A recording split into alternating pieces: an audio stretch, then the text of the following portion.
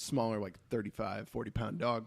Sure. And she was Now I'm hit gonna by have a car. Now my girlfriend's gonna want to. Yeah. Now we can't though. I'm sorry. Well, you can. No, she's Oh, still with us. I thought you. Oh, okay. No, she's still with. survived. She's still here. She's still here. Okay. She was hit by a car, like out in front of our home. Like I think she got out of the house and got away from us. We were getting ready to go visit my wife's mom, but when she lived up in Rockford, and we were going to take Gerby with us in the car.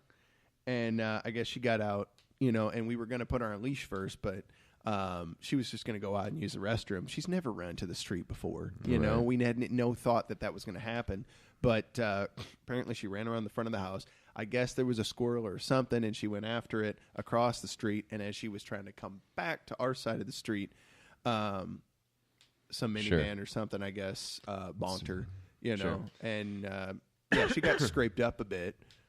But I was probably not as scared as I was during the sledding incident. Sure. I can't even speak now, Porky Pig. During the sledding incident, but I was a little bit of a mess, like I was trying to drive us to the emergency vet, and everything, and my wife, who's like a rock. I mean, she was a nurse and worked in ER, but she also worked in women's health, and she was a combat videographer in the Air Force. I mean, she's tough as nails. Mm-hmm.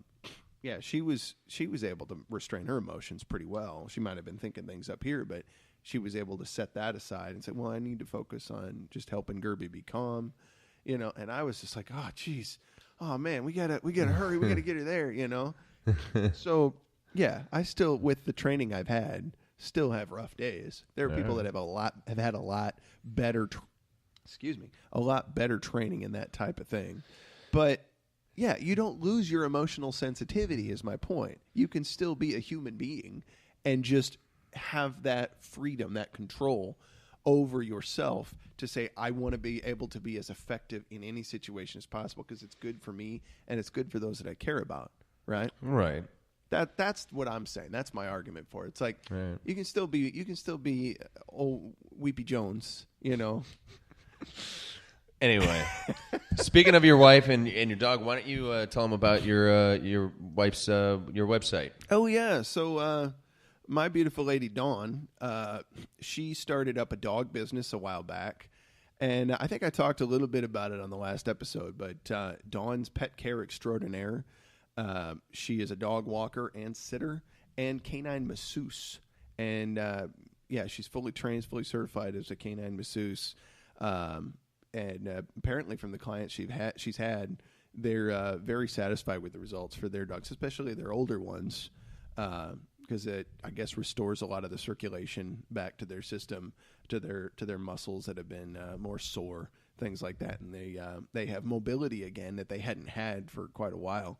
But, DawnPCE.com is her website there. And then she's just started up a new one called PeoriaDogs.com, where she's talking about dog-related events and things like that in this area. She's going to start having a podcast on YouTube eventually where she'll talk about what's going on with dog events in the area, but also to vets and shelter owners to raise awareness of stuff going on with dogs in the Peoria area, and to try and get some connectivity with people.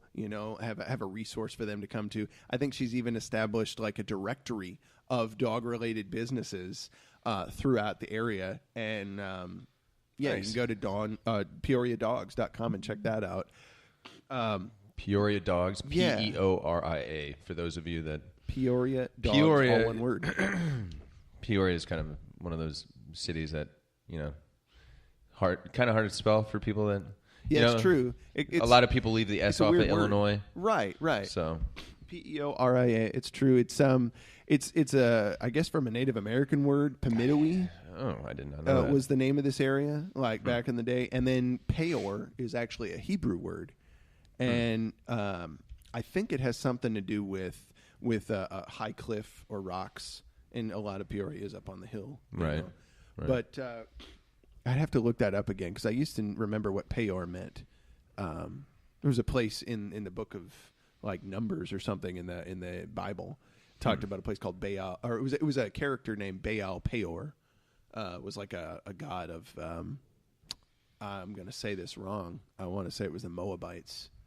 Moabites? The Moabites. The Moabites. Those from Moab. But yeah, Baal Peor. Peor. Was this character? Peor. It was either a character or it was a place. I want to say it was a place. But yeah, Peor. That's where partly where the word Peoria devolves from. Okay. There you go. All right. A little verbal history lesson. Enough from me. Shall we take a break and then come back to the Fiverr Up? Well, let's do question number 2. Oh, and then we'll break. Question number 2 is brought to you by Simply Safe. As you know, I have the Simply Safe home security system. It's very true. Easy, very easy to install. Yeah. Use our coupon code, get $200 off. Just go to simplysafe.com, use the code William Barron, and get $200 off of your next home security system. Very easy to use, very easy to set up. All right, question number 2.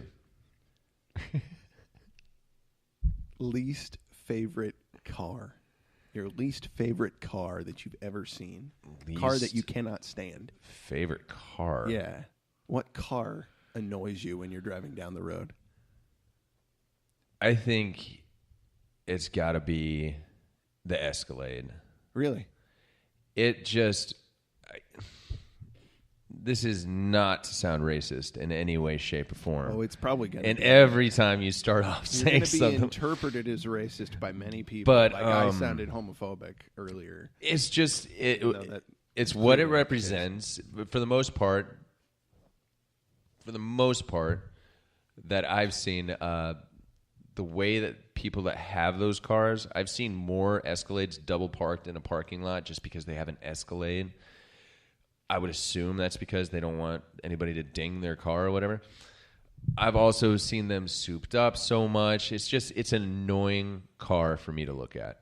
What's the guy's Escalade. name that was in that 70s show that played Fez?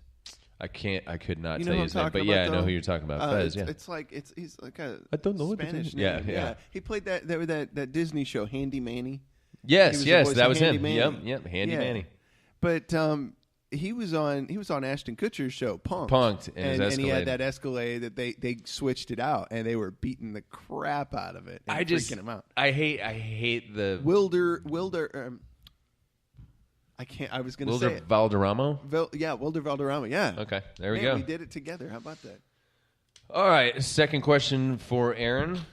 If you could live anywhere, where would it be? Oh, dude. You only get one spot. I know, One pick. I know. One pick. Shoot, man.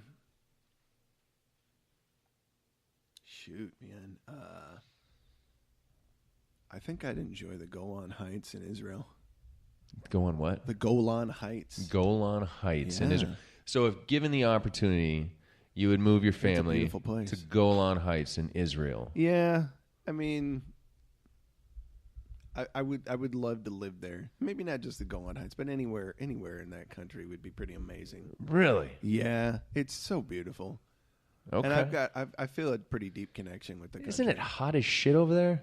Well, the whole region's kind of hot, but I mean, I can deal with hot way more than I can deal with cold, man. Yeah, As you sit in the middle of Illinois. exactly. Oh. Well, after I got back from my last tour, it was like May of 2008 when I came back to the States. Right. And then I went back to Georgia, right? Because Right. that was where I was stationed at Fort Stewart down there. That had to have seemed chilly. Hinesville, Georgia. Yeah, it was already dropping for Right. me, but it was gradual. Then I come back to Illinois, and Right. not a huge temperature difference between Georgia and Illinois at that point. Big enough. Excuse me. Yeah. Well, shoot, when you come home on mid-tour leave from the Middle East in, say, March, Right. and then you so it was 2006. I came home in March of 2006 from Kuwait to see my second son be born. Right at that time, and it was hitting the hundreds in Iraq in Kuwait at that time, and we had to stop over in Germany, to get us all the way back to the States. It was flipping snowing. It was snowing when I hit that. So when I hit the ground there.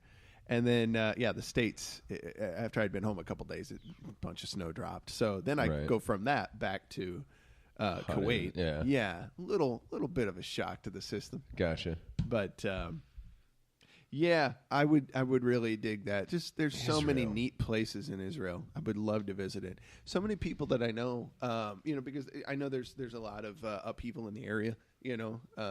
Contested piece of real estate for a long time, but many people that I know that have visited, they felt extremely safe within the confines of that country. I mean, it's well managed. Okay. In a lot of respects. I don't know why, but I would just say I'd never think of that. I'd never think of check Israel. it out, man. Well, Check out the Israel. there are a lot of beautiful places on the earth. I don't know. Israel, the language barrier alone would be like. You can learn Hebrew. Oh, If you learn Hebrew in the pictographic form, no, thank you. it's pretty easy. You could do it in about an hour, and then you could probably understand close to 80% of Hebrew.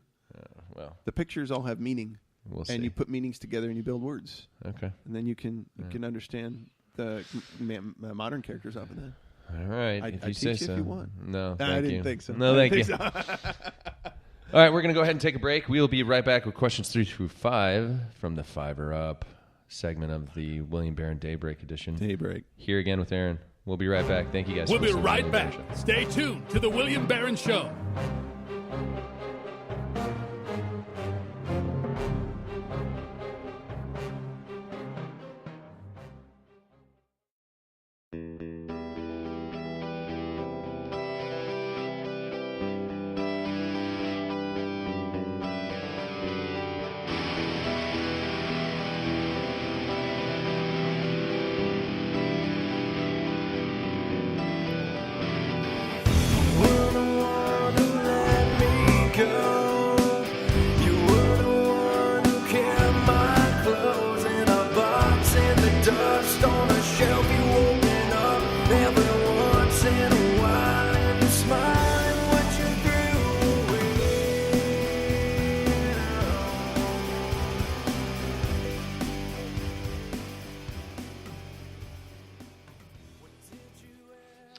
And welcome back to the William Barron Show Daybreak edition. I am joined again by Aaron. We are on question number 3. Question number 3.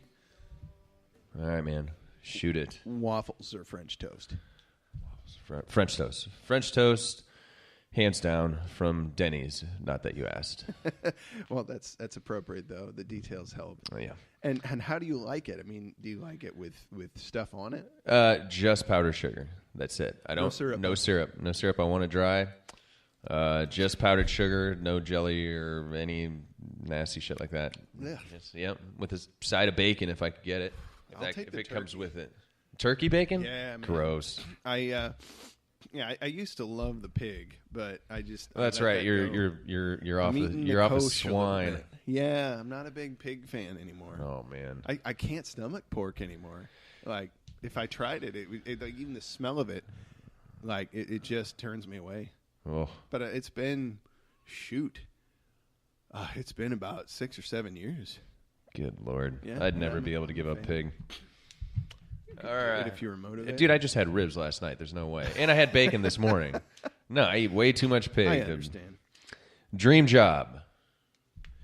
If you could have job. any job you want, doing whatever you want. Oh shoot. Well, kind of what we're doing here is sort of along those lines. As long as there was an opportunity to drum as well, because So we got to have a band on the side. well, yeah, I mean, I'd have to be gigging and recording, is Sure. a big part of that because I've been playing drums since I was 11 or 12 now. Right. Music in general has been awesome. And I really love teaching. Teaching has been a blast because I've watched these kids that I've taught for the last several years here. I've watched a few of them for a few years in a row grow a ton. Like I've got this one kid, Jonas, that I teach. He and his family live up in Chillicothe. And started teaching this kid a little over 2 years ago. And he's just taken so much of what we worked on and just gone so far with it. I'm really impressed. See, call me an asshole if you want. I'll probably refrain. I might think it, but But see, with the teaching thing, like people, especially like my family, they've always been like, well, hey, why don't you